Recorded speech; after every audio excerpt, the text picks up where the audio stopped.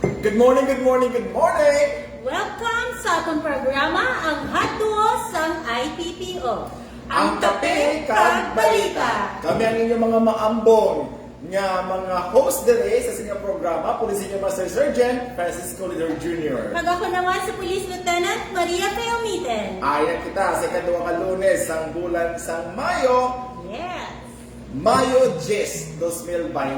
Kamusta ka mo? Yes. It's Monday. Yeah, so, dapat punos ang energy kay Lunes, no? Kay ining Lunes, amon siya ka-determine sa ating momentum for the rest of the week. Mapipil ka mo sa imong celebration sa Mother's Day. Yeah. As in, na-surprise man ako, it's a simple celebration lang with my family and my kids. Hindi man kasi kinanagin nga pabongga-bongga, especially subong nga pandemya, nga bawal man, Sir Francis, ang magandaan ay mag-invite sa mga friends. Sa mga friends, other relatives. So sa tanang mga mothers, belated Mother's Day sa inyong tanan. But I have this particular conviction na ining Mother's Day, dapat gina-celebrate siya every day. Yes, kag syempre, hindi lang sa tanan yung mga mothers, is sa mga fathers man, nga performing their job as mother. Kaya iba ng ilang wife ato abroad, so happy Mother's Day, belated happy Mother's Day sa inyo dala ang mga fathers. Do you mean, Ma'am Bingping, ang motherhood, does that speaks of the, Yes, hindi gender. gender.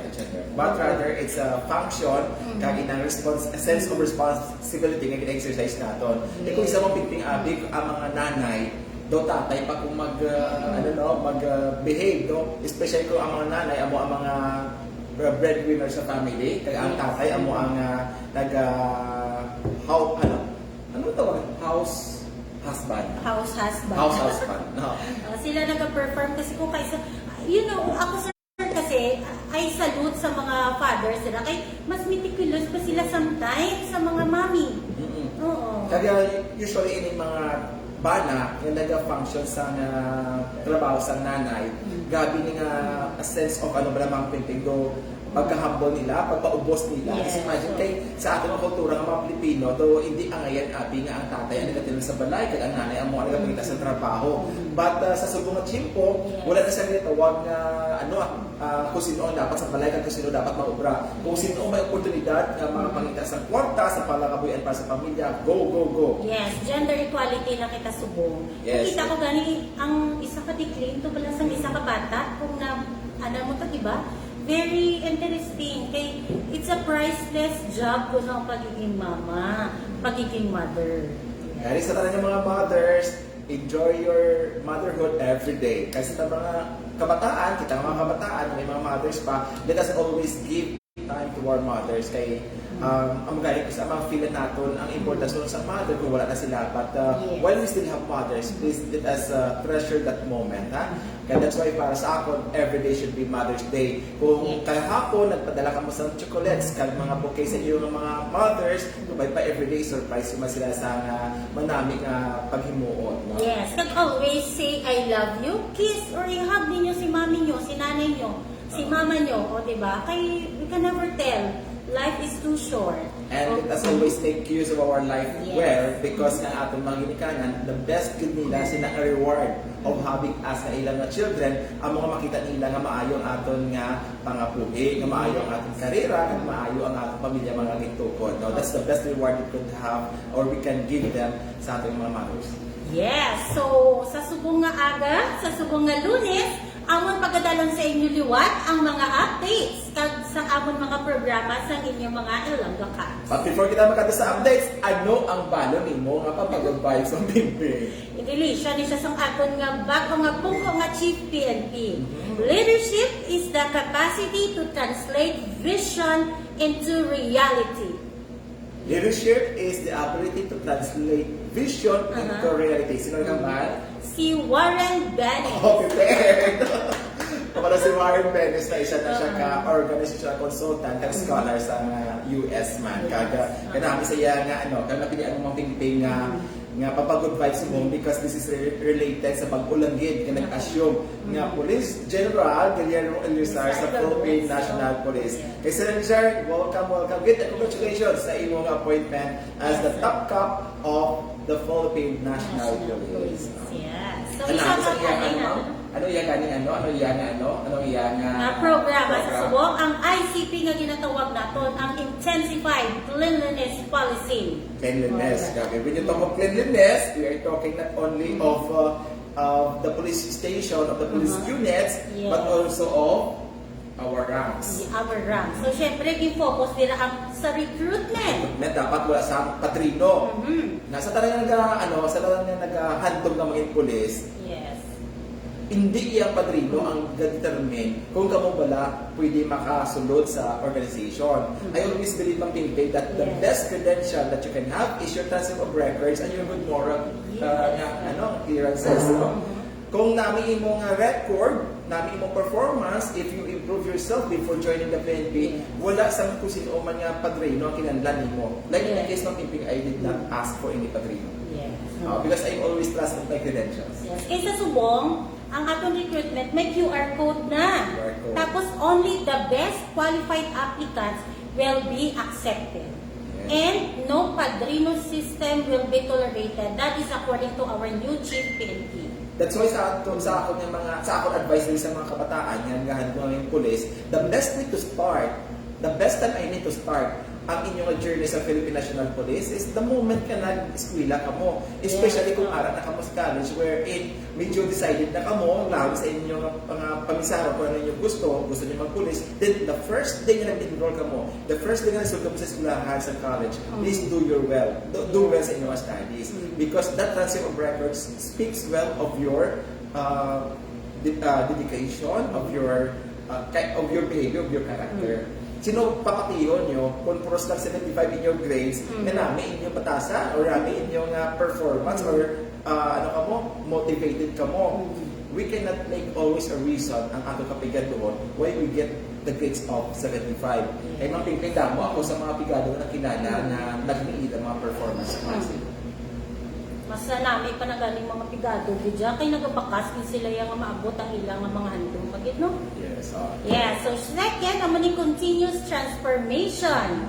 Kag ang ikatatlo, ang police management. Siyempre sa sulod na sa internal. So, wala ka ba dapat madlo ka na mga skalawang Yes. Pimpay because hindi ko sila punta ni Sir Guillermo Elizar until such time nga mapa-out sila sa service. Yeah, so cleanliness in the office, ranks, and community. Ang magiging emphasize ni Sir. Act immediately on the emerging small issues like violation of ordinances before it become a major peace and order problem in the community by immediately strictly implementing local ordinances. Amo na gani ang aton nga Provincial Director, si Police Colonel Gilbert T. Guerrero, iya ini siya dayong ginurek echo sa tanan naton nga mga commanders diri sa 43 municipal police stations naton kag isa sa city police stations naton para tanan ma-internalize ang aton mga police, ma-inform dayon ang aton diri ka mga Ilonggo ka. And talking of cleanliness sa station, Yes. ang Police Regional Office 6, before, even sa the previous year pa mapipili, may ara kita ng Oplan Banlaw, kaya isa na sa natutukan natin ang kalimpyo, kagam mag-improve sa ating mga opisina, mga facilities natin. Because we always believe na ang manami, ang malimpyo ng facility, also reflects ang namin ang servisyo sa ating kapulisan. Yes. Especially mga pipi ang CR. Dira pa lang galing ma-start kapag sa lobby. Kanami, kagud ang ambience niya kung ang pagsulod mo pa lang wala, wow. Police station ini katindo, di ba? Kaya una sa tanan ng pingping namin, i-review natin ng mga opisina. For one thing, 8 hours kita, ang mga police na nag-stay. Kaya that would be longer than we stayed sa ating Palimalay. So if you want to have a relaxed ambience sa ating trabaho, let us always clean our offices with the clutter sa mga may kutira, especially ang CR, comfort room, kung sa diin, isisipin niya ako sa station, no? Kaya kung isa may bisita kita, karuya, na mag-access ang ating mga toilet, nga hindi siya limpyo. Yes, especially sa bunga pandemic, dapat kita permi nag-observe isang cleanliness. That's good. Alright, kagang ikaapat, ang maning internal cleansing. Ang itong abaga ni Sir Francis, reminded on the current preventive, punitive, and reformative strategy in dealing with PNP misfits. Yes, actually sa ating mga tumalad ang mga pingping, they are aware na siguro nga out of 230 to 240,000 na pulis sa bilog ng Pilipinas, gamay na po siya sa mga tuntungan or mga nakadaling-as na ito, nakadaling-as. Because these police officers nagsolusyon sa serbisyo nga namin yung intensyon ang magserbisyo sa ating mga publiko. Pero along the way, may mga problema, nakadaling-as sila. Kag sila na siya ang raso nga ang akong isa kinapatikos man ang ating. Nadalahin na lang yun ang mga mahal. Pero sa ating mga tumalanao, sa Kapikang Balita, especially na kay Tatay Joe Totanes, lumati makitaya, nandang mo kayo sa mga maayong mga pulis na sincero, kag may integridad, kag may dignidad sa pagserbisyo sa ating mga pumuruyo. Yes. Tapos, next ini is ang anti-insurgency campaign in support to ELCA. So, i-raise ang anti-against insurgency through revitalized police sa barangay by assisting the barangay development plan sa about ELCA na siya. So the rest nga programa ako limang pinting sa ICP nga sa Intensified Cleanliness Policy nga ini are reiteration kag sustainability na lang sa iba ng mga programs. Programa natin mandok man sa ating presidente. So congratulations sa ating kay PNP Police General Guillermo Elizar. Kay exciting and the next 6 months na under sa iya leadership ang Philippine National Police. Yes. So, i-shout out nato nanay ang aton mga kaupdanan. Of course, ang Cholos Boys sa Kagbang Oto, no? Yes. At we're happy mang bingpingan si Mang Susan Kelly Amar sa Liganes. Ayan na siya. Celebrating na ginawa namin na condition sa thank you so much. Thanks God.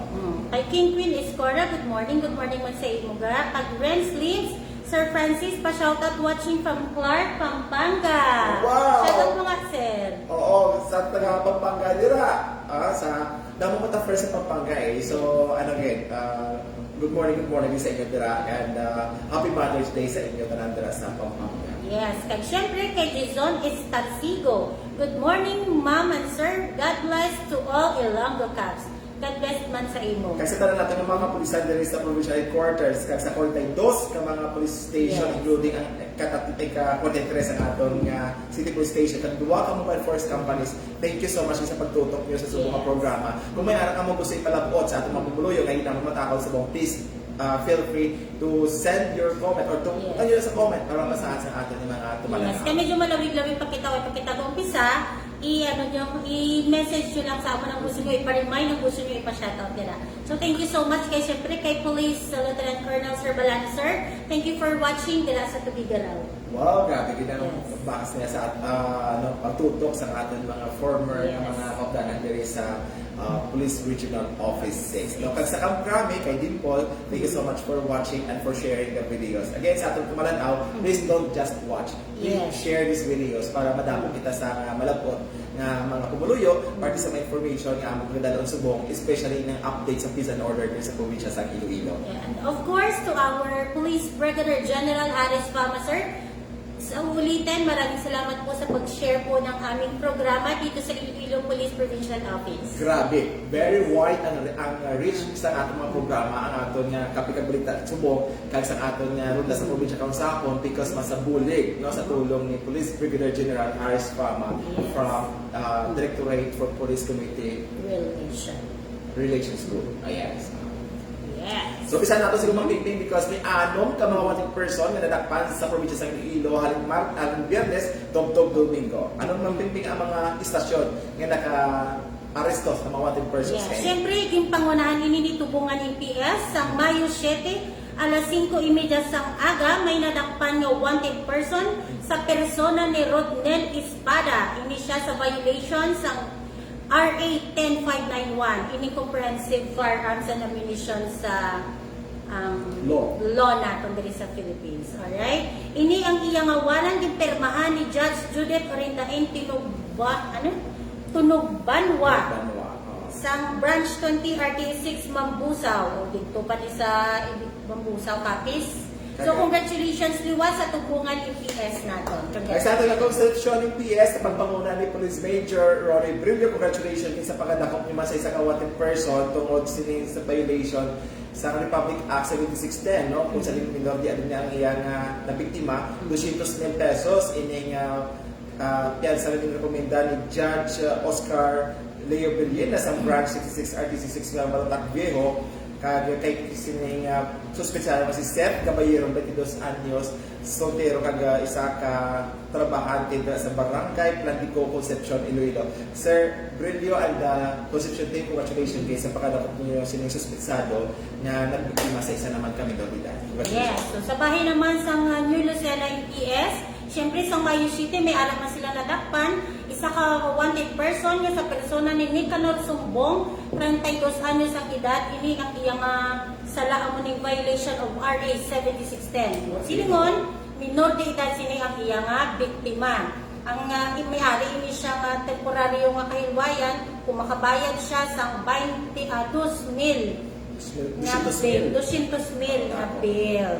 Yes, kasi sa Barotac-Vego, EPS naman natin magpimping, top 8 most wanted persons sa Manila sa Barotac-Vego. Dako, sa Mayo 8, alas 11:10 sa aga. No? Congratulations ining sa Barotac-Vego EPS nato kay Sir Lipsia, sa pagkadakop kay Samuel Monicode, 56 anyos, kasado kang residente sa Barangay del Pilar, Barotac-Vego, Iloilo. Kagini siya nagapakatubang sa kaso nga frustrated murder. 200,000 pesos man ang pyersa nga girekomenda sa korte para sa temporaryo kailuwayan sa suspitsado. Congratulations kay Sir Lipsia, kay sa Barotac-Vego.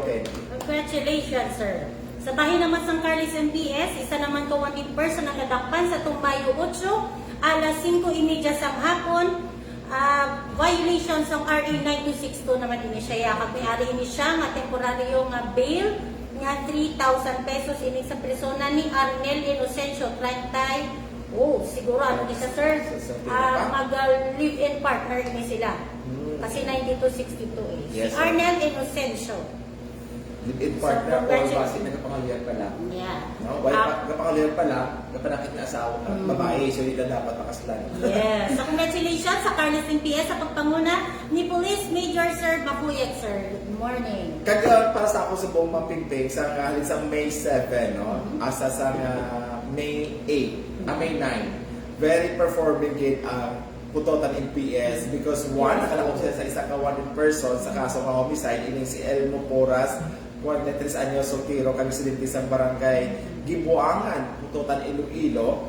Kag luwas na sinong wanted person na nakop sa Putotan MPS naton, duwa pa gid ka successful nga bypass operation sa ila na napatigayan. Congratulations kay. So tatlo ka bilog ng mga drug pushers sa ila nga na aresto sa Mayo 7 kag Mayo 8, no? Ini nga una nadakpan si Jezreel Fernandez 18 anyos, so ano pa rin single kag residente sa barangay Rumbang, Pututan, Iloilo. Kag si Claren Gallones 19 anyos, kasado kag residente sa barangay Malosgod, Pututan, Iloilo. Kasad lang kay may babae, kag bataon pa ini siya. Actually tatlo ini sila, sir. Ay, tatlo si John Michael. Isa. Ito tigulan ng isa ni 67 anyos. Baka tigulan na, then you will be spending ang most probably the rest of his life sa prisuhan tungkol sa yung kaso na pagbaliga sa illegal na droga. Yes. Joint operation ini isang atin. Okay. Okay, there's okay. So, illegal na droga, no? Si John Michael Gabrielo, 67 anyos, single pagyapon na. Kag-residente sa Lopez Haina Ward, Pututan, Iloilo. Congratulations guys sa atong Pututan MPS sa pagkakaroon sa mga drug personalities.